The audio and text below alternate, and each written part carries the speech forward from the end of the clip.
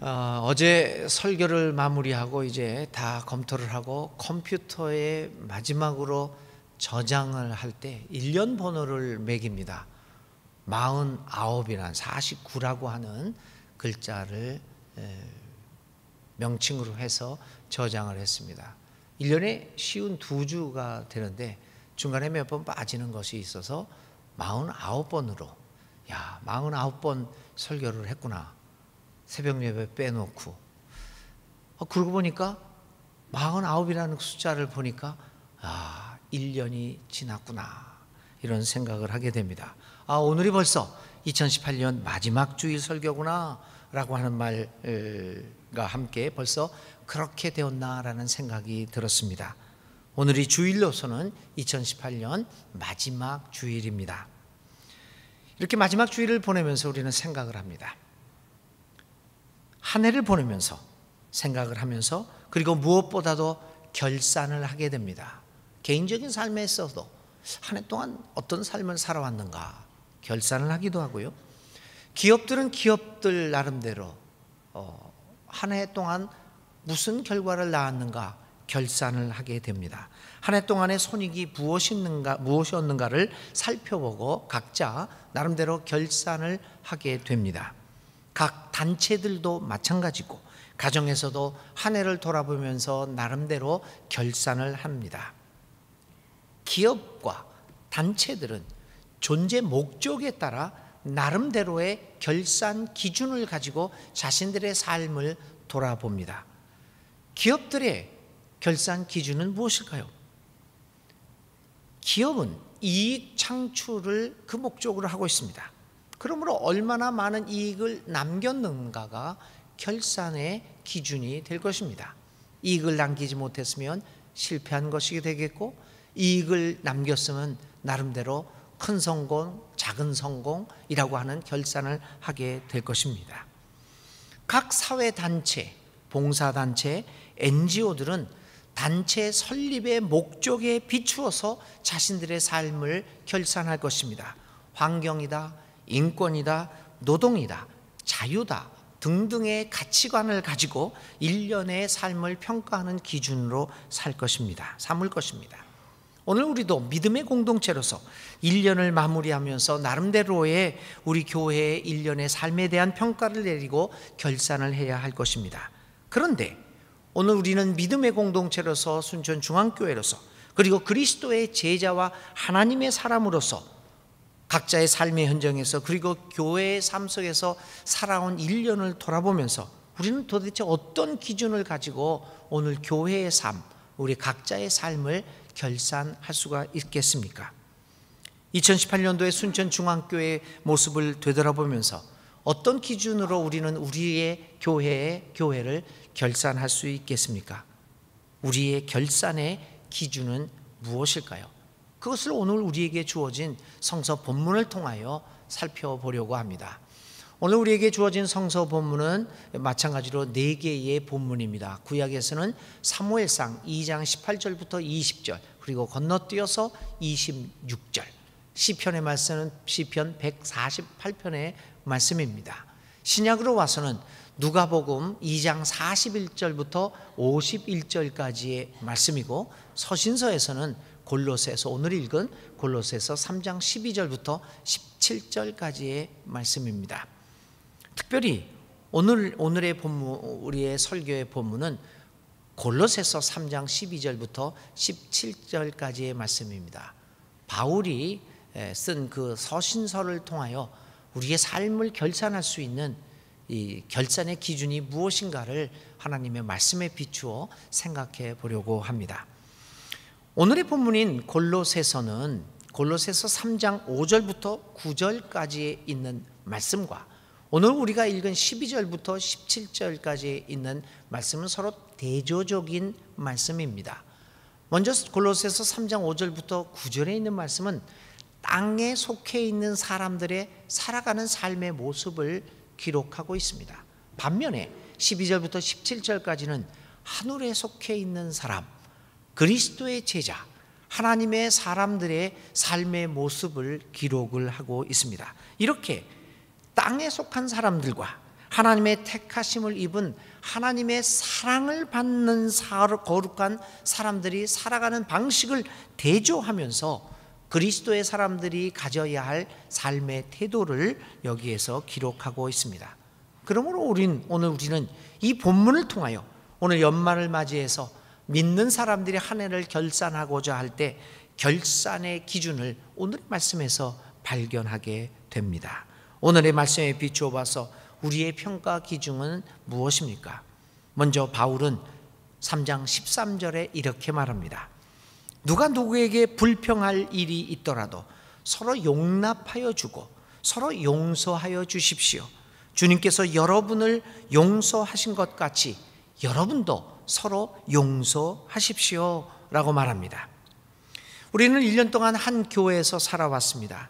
한 공동체로 살아왔습니다. 과연 우리가 공동체로서 1년 동안 잘 살아왔는가를 평가해 보아야 할 것입니다. 물론 수적으로도 성장해 왔는가를 살펴볼 필요도 있습니다. 많은 사람들은, 아니 대다수의 사람들은 흔히 한 해를 결산할 때 숫자에 주목합니다. 출석수 혹은 새 교우 등록수 혹은 재정 규모를 기준으로 결산합니다. 그래서 숫자가 늘었다든가 새 교우가 늘었다든가 그다음에 헌금이 크게 증가했다든가 라고 하는 것을 기준으로 결산을 합니다.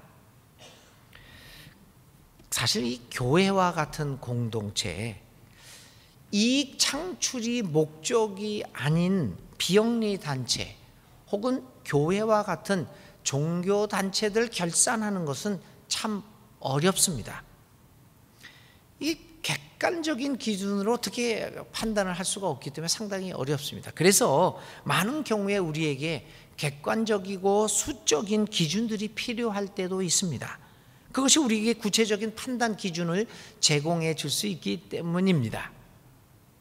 그래서 우리 교회에서도 이러한 숫자를 가지고 평가를 하고 결산을 하곤 합니다. 그런데 그 숫자 평가가 과연 교회에 적합한 것인가? 라고 하는 것은 큰 의문을 갖지 않을 수 없습니다. 교회는 많이 모이기 위해서 형성된 단체가 아닙니다. 숫자를 늘리는 것을 목적으로 하는 것이 교회가 아닙니다. 교회는 헌금을 많이 모으기 위하여 결성된 단체가 아닙니다. 그래서 우리 교회의 목적은 숫자를 많이 하거나 돈을 많이 모으게 하는데 목적이 있지 않습니다.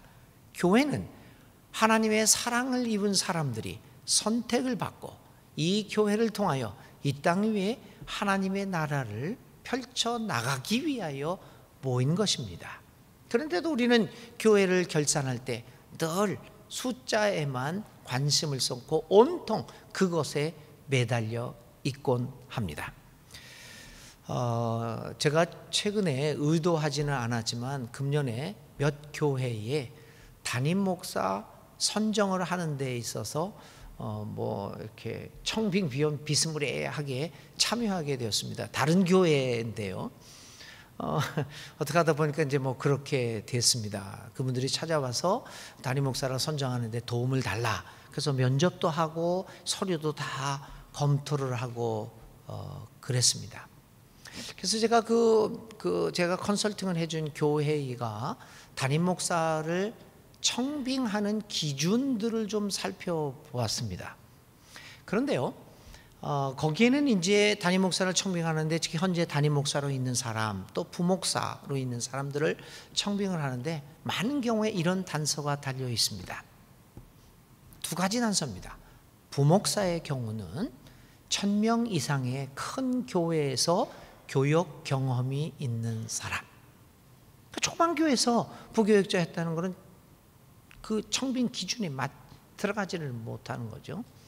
두 번째, 담임 목사의 경우는 담임 목회하는 동안에 숫자가 얼마나 되었든 간에 아주 큰 성장을 50명인데 100명을 늘렸다든지 그 성장이 경험이 있는 목회자를 청빙 기준으로 삼고 있었습니다.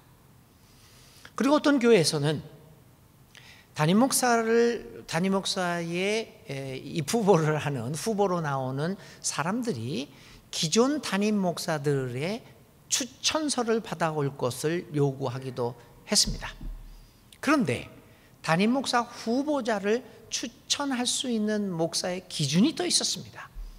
1000명 이상의 교회를 현재 담임하고 있는 목사의 추천서를 필요로 하고 있었습니다. 저는 이 청빙 과정에 관여하면서 우리 교회가 이익 창출을 목적으로 모인 것이 아님에도 불구하고 도대체 우리의 관심이 어디에 있는가라고 하는 것들을 이런 청빙 기준을 보면서 여실히 증명되고 있다, 이런 생각을 했습니다. 무엇보다도 중요한 것은 이런 외적인 평가도 중요하지만 교회에 있어서는 내적인 문제에 대한 평가에도 큰 관심을 기울여야 한다는 것을 보게 되었습니다. 여러분, 오늘 우리들의 교회의 삶을 결산하면서 무엇을 결산 기준으로 삼겠습니까? 오늘 말씀에 의하면 그것은 무엇보다도 우리 구성원끼리 서로 용납하고 용서하는 수준이 점점 높아져 갔는가의 판단의 기준을 삼으라 하는 것을 볼 수 있습니다. 한 공동체를 구성하는 이 교회라고 하는 단체는 굉장히 사람들이 다양합니다. 획일적이 아닙니다. 서로 다른 사람들끼리 모여 한 공동체를 이루어 살아가게 되는 것이 교회입니다. 그러기에 그 공동체의 다양성으로부터 비롯되는 다양한 의견들과 다양한 생각들이 발생하게 됩니다. 따라서 불협화음이 일어나게 되고 일정한 갈등 현상이 발생하게 되는 것은 매우 자연스러운 일입니다. 그래서 우리가 기도를 하죠. 우리 교회는 아무런 문제도 없게 해 주십시오 라고 기도하지만 그건 사실 이루어질 수 없는 기도입니다. 하나님을 곤란하게 하는 기도일 겁니다. 그런 기도를 드리지 않는 것이 좋을 것 같습니다. 왜냐하면 문제는 발생하게 되어 있습니다. 문제는 갈등이 우리 교회에서 얼마나 많이 발생하였는가가 아닙니다. 그 문제와 갈등이 발생했을 때 그것보다 더 중요한 것은 그 갈등과 분열의 문제를 얼마나 잘 대처하고 해결해 왔느냐라고 하는 것입니다. 그리고 그것은 무엇보다도 얼마나 우리가 서로 용서하고 나와 다른 것을 용납하고 받아들이는 능력을 잘 키워왔느냐에 달려 있습니다. 1년의 삶을 돌아보면서 우리는 생각해 보아야 합니다. 1년의 공동체 생활을 통하여 우리는 서로를 용서하고 용납하고 받아들이는 능력이 얼마나 자라왔는가를 돌아보아야 합니다. 이 서로 다른 것들을 받아들이는 그 수용의 능력이 얼마나 성장해 왔는가가 한 공동체가 성숙한 것인가 아닌가를 성숙의 도를 가늠해 주는 기준이 될 것입니다. 우리가 살고 있는 대한민국 사회, 선진국 사회와 비교해서 얼마나 건강합니까? 한 사회의 건강성도 바로 이러한 다양성의 수용 능력에 달려 있습니다. 얼마나 나와 다른 것들을 틀리다고 판단하지 않고 수용하며 받아들이며 우리 공동체 속에서 조화를 이루며 살아갈 수 있느냐, 그것이 바로 한 사회가 성숙한 사회냐 건강한 사회냐를 판단하는 기준이 될 것입니다. 2018년 한 해를 돌아보면서 우리는 한국 기독교가 이러한 수용적인 면에서 용서와 용납이라고 하는 면에서 여러 가지 부족한 면을 보인 것이 눈에 들어옵니다. 우리는 절대적 진리라는 말을 많이 사용합니다. 진리는 절대적이다. 맞습니다. 그런데 여러분, 진리의 절대성이 반드시 폐쇄성과 배타성과 공격성을 의미하는 것은 아닙니다. 그런데 우리는 그런 면에서 미성숙한 모습을 보여왔습니다. 내가 가진 것이 절대적이라고 하는 전제 속에서 상대방을 공격하고 배타적이고 폐쇄적인 모습을 보여왔다는 것을 우리는 반성하지 않을 수 없습니다. 우리의 정체성과 진리의 절대성과 진리의 순수성을 간직하면서도 얼마든지 수용과 용납의 능력을 보일 수가 있을 수 있는데 우리는 그러지 못했음을 봅니다. 사회적 차원에서 뿐만 아니라 우리 순천 중앙교회라고 하는 작은 공동체와 나의 개인적인 삶의 영역에서도 나는 얼마만큼 용서와 용납의 능력을 키워왔는가를 오늘 결산의 기준으로 삼아야 하지 않겠습니까? 2018년이 며칠 남지 않은 이 시점에서 우리는 조용히 우리에게 있어서 용서와 용납의 능력이 얼마나 자랐는가를 성찰해보고 내년에는 더욱 많은 용서와 용납의 능력이 우리 안에서 자라날 수 있게 되기를 간절히 기도드립니다. 용서와 용납의 능력이 커지면 커질수록 우리 공동체는 하나님 나라에 더욱 가까워질 것이고 우리 사회는 더욱 성숙하고 건강한 사회가 되어 갈 것입니다. 바울은 계속해서 말합니다. 그리스도의 평화가 여러분의 마음을 지배하게 하십시오. 이 평화를 누리도록 여러분은 부르심을 받아 한 몸이 되었습니다. 15절의 말씀입니다. 1년 동안의 삶을 돌아보면서 오늘 우리의 삶이 그리스도의 평화에 의해 지배되어 왔는가를 살펴보아야 합니다. 오늘의 본문은 우리에게 간곡하게 말합니다. 다른 어떤 것이 아닌 경쟁과 욕망이 아닌 그리스도의 평화가 우리의 삶을 지배하기를 간절히 바울은 본문을 통하여 우리에게 요청하고 있습니다. 그리스도의 평화, 예수 그리스도에 의해서 지배받고 이끌리는 삶이 되기를 바라고 있는 것입니다. 어떻게 우리는 그리스도의 평화를 간직할 수 있겠습니까? 그리스도의 평화는 우리가 그리스도와 갖고 있는 관계의 깊이에 따라 결정되어집니다. 그리스도와 갖게 되는 이 관계의 깊이 정도가 나의 삶을 지배하고 있는 그리스도의 평화의 도를 결정한다는 의미입니다. 1년 동안 우리는 그리스도와 어떤 관계를 맺어왔습니까? 그분과의 관계가 1월 달보다 오늘 12월을 맞이하는 연말에 나는 과연 그리스도와의 관계가 더욱더 깊어진 것을 경험하고 느끼십니까? 아니면 그때나 지금이나 그리스도와의 관계가 그냥 그 모양이고 아니면 오히려 후퇴한 것은 아닙니까? 그러기 위해서 우리는 기도 생활을 얼마나 해왔는가를 살펴보아야 합니다. 하나님과의 영적인 관계를 지속하기 하는데 가장 결정적인 요소인 기도와 하나님과의 대화를 어떻게 우리는 발전시켜 왔는가를 살펴보지 않을 수 없습니다. 1년 동안의 삶의 평가의 결산의 기준은 과연 우리가 기도를 통한 그리스도의 관계를 얼마나 깊이 해 왔는가를 평가의 기준으로 삼아야 할 것입니다. 오늘의 성서 정과인 누가복음은 예수님의 어린 시절에 발생한 조그만 사건 하나를 기록하고 있습니다. 예루살렘에 이 순례를 갔다가 부모님이 돌아오는 길에 예수님을 어린 예수를 잃어버리는 사건이 발생합니다.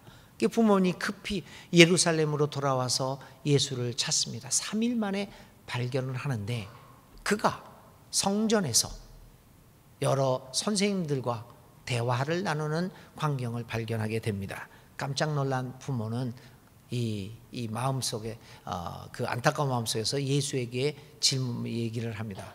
얘야, 내가 얼마나 너를 찾아서 이렇게 애태워했는지 알겠느냐? 예수가 말합니다. 어머니, 내가 하나님 집에 있어야 할 줄을 왜 모르셨습니까? 저는 하나님의 집 안에서 평화를 누리며 이렇게 잘 있었습니다. 예수 그리스도는 온통 하나님의 평화로 가득 찬 삶을 살았습니다. 그 이유는 그는 하나님과 매우 깊은 관계를 맺고 있었기 때문입니다. 그러기에 예수님은 어느 한순간도 흔들리지 않는 삶을 살 수가 있었습니다. 교우 여러분, 그리스도의 평화가 지배하는 삶을 살게 된다면 삶의 풍랑이 결코 우리를 흔들리지 않도록 혼동하지 않도록 해 주실 것입니다. 1년을 마무리하면서 과연 우리는 얼마나 그리스도의 평화에 의해 지배되는 삶을 살아왔는가를 생각해 보는 연말이 되어야겠습니다. 그리고 내년에는 세상의 그 어떤 것에 의해 지배되는 삶이 아니라 그리스도와의 관계가 깊어짐으로써 오직 그리스도의 평화에 의해 지배되는 삶을 살겠다는 결단을 하는 귀한 2018년의 마지막 날들이 될 수 있기를 기원드립니다. 바울은 계속해서 말합니다. 그리스도의 말씀이 여러분 가운데 풍성히 살아있게 하십시오. 그리스도의 말씀이 풍성히 살아있게 하십시오. 16절의 말씀입니다. 하나님의 말씀은 믿음과 교회 생활에서 빠져서는 안 될 가장 중요한 요소입니다. 아무리 교회가 양쪽으로 부흥했다라고 할지라도 하나님의 말씀이 빠져 있거나 왜곡되어 있다고 한다면 그것은 아무런 의미는 가질 수 없을 것입니다. 단체의 성장은 될 수 있을지언정 하나님 나라의 성장과는 아무런 관련이 없는 것이 될 것입니다.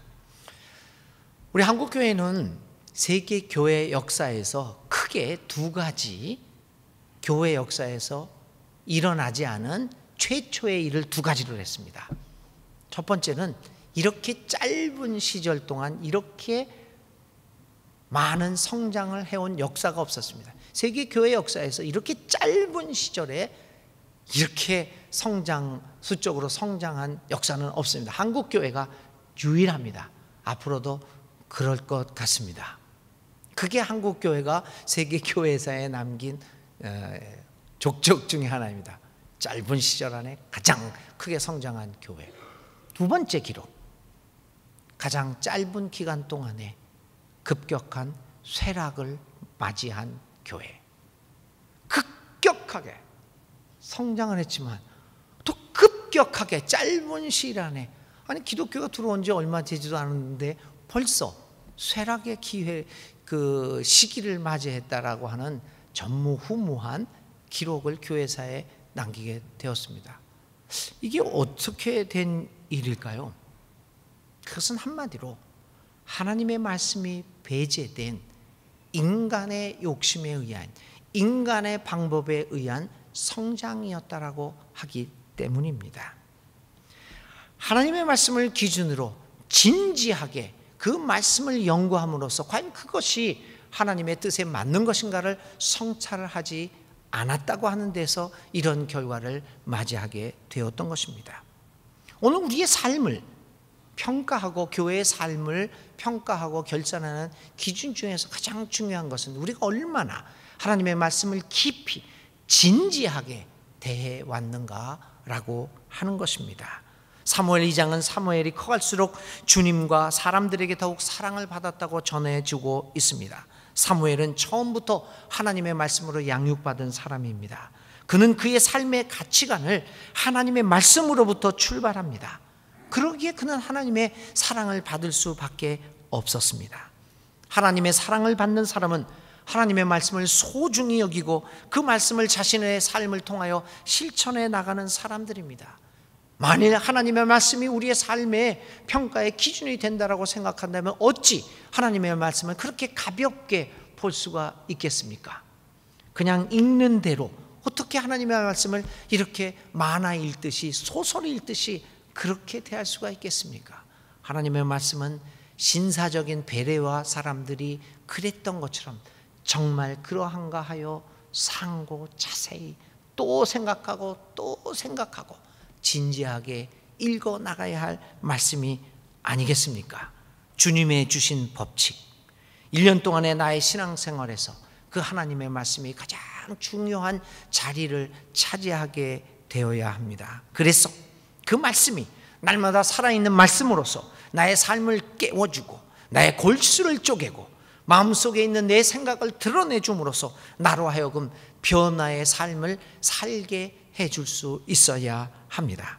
하나님의 말씀이 나의 삶의 자양분이 되어서, 그리고 우리 순천중앙교회 목회의 자양분이 되어서 2018년 한 해 동안 나를 조금 더 하나님 나라의 삶의 양식에 가까워지도록 하였는가를 우리는 생각해 보아야 합니다. 하나님의 말씀에 얼마나 진지하게 대하고 실천해야 하는가가 오늘 우리 교회의 삶을 결산하는 기준이 되어야 하겠습니다. 그래야 2019년도에는 더욱 우리가 그리스도의 말씀으로 우리의 삶의 지표와 등불을 삼겠다는 결단을 할 수 있는 금년 마지막 주일이 될 수 있기를 간절히 바랍니다. 마지막으로 사도 바울은 이렇게 우리에게 권고합니다. 이 모든 것 위에 사랑을 더하십시오. 사랑은 완전하게 묶는 띠입니다. 14절의 말씀입니다. 기독교 공동체에 대한 평가 기준의 가장 핵심적인 요소는 사랑입니다. 사랑의 자라남입니다. 사랑의 자라남이야말로 한 믿음의 공동체가 진정한 기독교적 공동체인가를 판가름하는 요소일 것입니다. 사랑은 위의 모든 평가 기준을 하나로 묶어냅니다. 용서와 용납, 그리스도의 평화, 하나님 말씀의 풍성함, 이 모든 것은 사랑으로부터 출발되어집니다.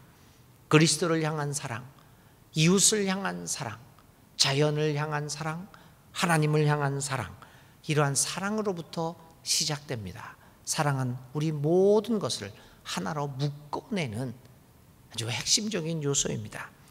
2018년 한 해를 보내면서 오늘 우리는 우리의 삶의 평가를 이러한 사랑의 자람을 기준으로 해야 합니다. 하나님과 이웃을 향한 나의 사랑의 넓이와 깊이와 길이와 높이가 얼마나 자랐는가, 바로 그것은 우리 인생의 성숙함을 가르쳐 줄 것입니다. 고린도전서는 사랑에 대하여 이렇게 말합니다. 사랑은 오르지 않고 친절합니다. 사랑은 시기하지 않고 뽐내지 않으며 교만하지 않습니다.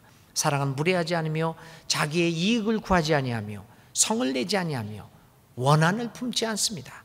사랑은 불의를 기뻐하지 않으며 진리와 함께 기뻐합니다. 사랑은 모든 것을 덮어주며 모든 것을 믿으며 모든 것을 바라며 모든 것을 견딥니다. 성경은 우리에게 사랑 없이 하는 것은 아무리 겉으로 훌륭하고 멋지게 보인다고 할지라도 그것은 아무런 의미를 갖지 못한다고 가르쳐주고 있습니다. 우리가 사람의 모든 말과 천사의 말을 할 수 있을지라도 사랑이 없으면 그것은 울리는 징이나 요란한 꽹과리가 될 뿐입니다.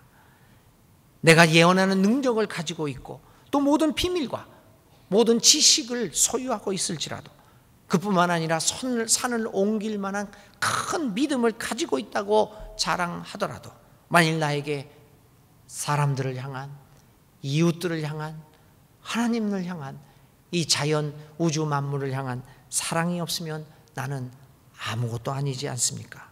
내가 가진 소유를 내어줄지라도 내 몸을 헌신하여 던져줄지라도 사랑이 없으면 아무런 이로움이 없다고 하나님의 말씀은 우리에게 가르쳐 줍니다. 그러기에 사도 바울은 이 모든 것 위에 사랑을 더할 것을 권면합니다. 교우 여러분, 우리가 하나님 앞에 서게 될 때 하나님 앞에 서서 우리의 마지막 인생의 결산을 하게 되는 그 마지막 순간에 우리의 인생은 궁극적으로 이 사랑에 의해 평가받게 될 것입니다. 이 사랑이 우리 생의 마지막 결산의 기준이 될 것입니다. 이제 며칠 남지 않은, 이틀밖에 남지 않은 금년을 또 다가오는 새해를 사랑을 성숙해 하는 기간으로 삼고 내년에는 2019년에는 우리 믿음의 공동체와 모든 교우들이 사랑의 성숙함에 있어서 큰 발전이 있는 한 해가 될 것을 간절히 기도드립니다. 교우 여러분, 우리의 인생은 결국 사랑에 의해서 평가받을 것입니다. 그러므로 이 모든 것 위에 사랑을 더하면서 살아갑시다. 사도 바울의 권고처럼 무슨 말이든 행동이든 무엇을 하든지 모든 것을 주 예수의 이름으로 하고 그분에게서 힘을 얻어서 하나님 아버지께 감사를 드림으로써 우리 모두가 하나님의 사랑을 받는 사람처럼 살아왔다는 그 평가를 결산을 할 수 있는 우리 모두, 우리 순천중앙교회가 될 수 있기를 주님의 이름으로 기원드립니다.